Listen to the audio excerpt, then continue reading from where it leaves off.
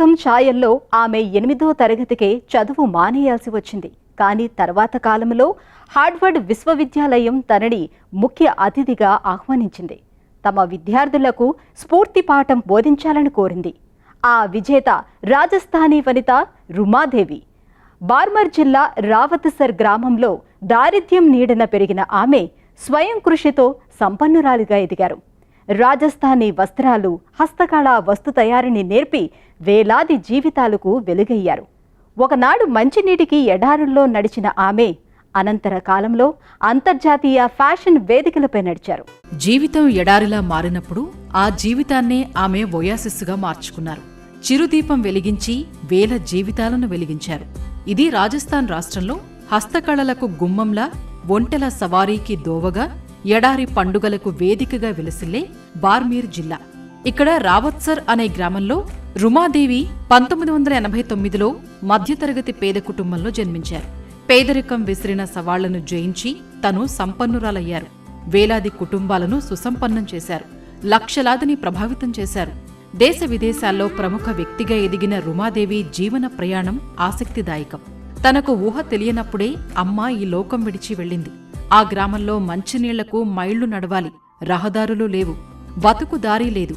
ఆంక్షలతో అమ్మాయిలంతా 8తో చదువు చాలించేవాళ్లే. అమ్మమ్మ నేర్పిన కుట్లు, అల్లిక పనుల మీద ఆసక్తి ఏర్పడింది. ఈ పనులతోనే తర్వాత కాలంలో తన జీవితాన్ని నిర్మించుకున్నారు. నేను చదివింది 8వ తరగతి. అందువల్ల అసలు నేను ఈ పనులు చేయగలనో లేదో తెలియదు. కానీ నా కుటుంబాన్ని నేనే చూడాల్సి వచ్చింది. ఇదే సమయంలో జీవితం ఓ మలుపు తిరిగింది. బతుకు తెరువుకు సూదీదారం పని చేయాల్సి వచ్చింది. ఏదో నా ఒక్కదాని కోసమే కాదు, ఇతర వనితలు కూడా తమ కాళ్ల మీద తాము నిలబడి స్వయం పోషకత్వం సాధించాల్సిన అవసరం ఉంది. వారి కోసం నేను ఎంబ్రాయిడరీ పని చేపట్టాలని నిర్ణయించుకున్నాను. 17 ఏళ్లకే రుమాదేవికి వివాహమైంది. అక్కడ పరిస్థితి బాగాలేదు. మరో ఏడాదికి ఓ విషాదం చోటు చేసుకుంది. తొలి బిడ్డడు పుట్టాడు. కాని ఆ ఆనందం ఆవిరైంది. 2 రోజులకే చనిపోయాడు. బాధ నుంచి బయటపడే వ్యాపకం ఎంచుకుంది. కుట్టు పనులతో 4 డబ్బులు సంపాదిస్తోంది. తనలాంటి పేద మహిళల్నే చేరదీసి అండగా నిలవాలని భావించింది. రాజస్థానీ సాంప్రదాయ దుస్తులు, ఇతర హస్తకళా వస్తువుల తయారీలో నైపుణ్యం ఉన్న 10 మహిళలను సంఘటితం చేసి పని కల్పించారు. వారిచ్చిన కొద్దిపాటి డబ్బుతో పాత కుట్టు మిషన్లు కొని పని నేర్పారు.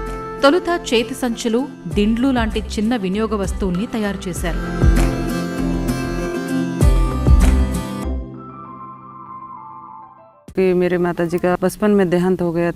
బాల్యంలోనే అమ్మా నాన్నను పోగొట్టుకున్నాను. మామయ్య, అత్తయ్య దగ్గర పెరిగాను. పెళ్లైనప్పుడు మా కుటుంబానికి భుక్తి గడిచేందుకు సరిపడా ఆదాయమే లేదు. నేను పెద్దగా చదువుకోలేదు. మా వారికి చదువు రాదు. మొదటి బిడ్డడు పుట్టగానే అనారోగ్య సమస్యలొచ్చాయి. ప్రాణాలు కాపాడుకోలేకపోయాం. అలాంటి కష్టకాలంలో నా కోసం, చుట్టూ ఉన్న నాలాంటి మహిళల కోసం ఏదో ఒకటి చేయాలనుకున్నాను. సామాజిక కార్యకర్త విక్రమ్ సింగ్ నెలకొల్పిన గ్రామీణ వికాస్ ఏవం చేతనా స్థాన్ స్వచ్ఛంద సంస్థ సహకారంతో రుమాదేవి, ఆమె బృందం తొలిదశలో 75 గ్రామాల్లో 22,000 శ్రామిక మహిళలకు వృత్తి నైపుణ్య శిక్షణ ఇచ్చారు. తర్వాత ఆమె ఈ సంస్థకు అధ్యక్షురాలయ్యారు. రుమాదేవి ఫౌండేషన్ ఆర్థిక సహకారంతో 250 గ్రామాల్లో 30,000 మహిళలకు శిక్షణతో సాధికారత తెచ్చారు. ఎంబ్రాయిడరీ, కుట్టు పనుల్లో తీర్చిదిద్ది సుస్థిర ఉపాధి కల్పన లక్ష్యాన్ని మరింత ముందుకు తీసుకెళ్లారు.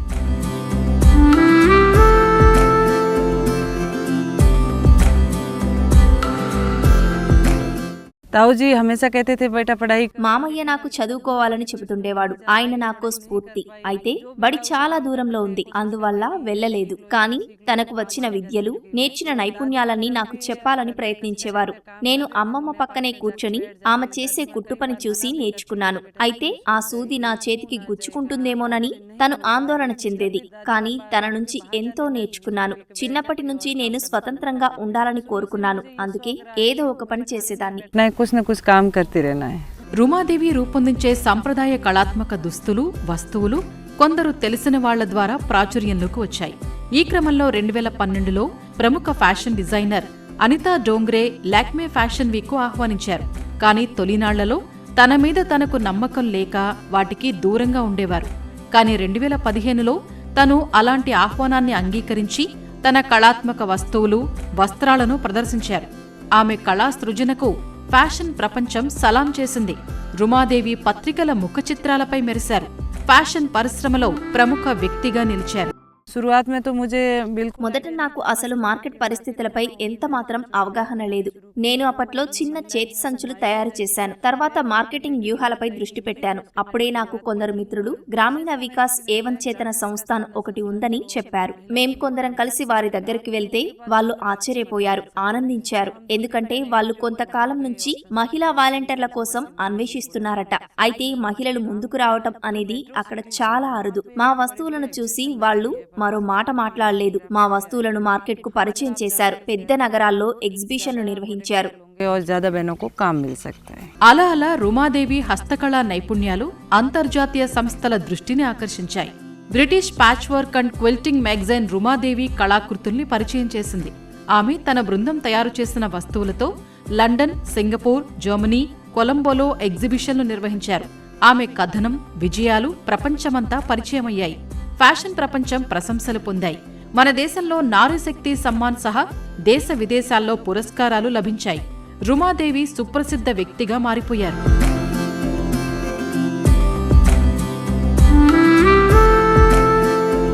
मैंने जब काम की शुरुआत की तो मुझे बिल्कुल आइडिया नहीं था. కుట్టు పనిలో నాకు బహుమతులు, అవార్డులు వస్తాయని కలలో కూడా అనుకోలేదు. అయితే గవర్నర్ నుంచి జిల్లా కలెక్టర్ చేతుల మీదుగా పురస్కారాలు స్వీకరించాక ఎంతో సంతోషించాను. ఇక నేను రాష్ట్రపతిని కలవటం, సత్కారం పొందటంతో నా ఆనందానికి అవధుల్లేవు. నేను భారత రాష్ట్రపతిని కలిసి భోజనం చేస్తానని కలలో సైతం ఊహించలేదు. ఏదైతేనేం ఒక కల నిజమైంది. में बैठ के नाश्ता करेंगे, सोना चांदी के बर्तनों में खाना खाएंगे, ये बिल्कुल नहीं सोचा था. రుమాదేవిని విజయాలు వరించాయి, సవాళ్లు వెన్నంటాయి. అయినా మహిళా సాధికారత కల్పన కార్యక్రమాన్ని వదిలిపెట్టలేదు. సవాళ్లను స్వాగతిస్తూనే ముందుకు సాగారు. కొన్ని ప్రాంతాల్లో మహిళలు పాటించే పరదా పద్ధతి ఆటంకంగా తయారైంది. ఇలాంటి సమస్యలు ఎన్ని వచ్చినా లెక్క చేయలేదు. గ్రామీణ మహిళలను, గిరిజన కళాకారుల్ని ప్రోత్సహించటంలో రుమాదేవి ముందే ఉన్నారు. मैं हमेशा महिलाओं నారీమణులకు ఒక చిన్న సందేశం. ఓ మహిళ, సాటి మహిళను సదా గౌరవించాలి. మనం మన హక్కుల సాధనకు పోరాడాలి. మనందరిలో ఏదో ఒక ప్రతిభ ఉందని నాకు గట్టి నమ్మకం. మీ మీద మీకు నమ్మకం ఉంటే అందుకు బద్దులై खड़े ఉండండి. रहे, अड़े रहे. రుమాదేవి చేపట్టిన కార్యక్రమాలు సుసంపన్న రాజస్థాన్ సాంస్కృతిక వారసత్వాన్ని ఘనంగా చాటుతున్నాయి. మహిళా సాధికారత, అభివృద్ధికి, స్వయం సమృద్ధి సాధనకు అవకాశాల కల్పన ప్రాధాన్యాన్ని స్పష్టం చేస్తున్నాయి. రుమాదేవి నిర్విరామ కృషితో మహిళల జీవన రేఖను మార్చారు. అంకిత భావం, వృత్తి నైపుణ్యం ఉంటే ఎటువంటి ఆటంకాలనైనా ఎదురించి విజయాలు సాధించవచ్చని రుమాదేవి నిరూపిస్తున్నారు.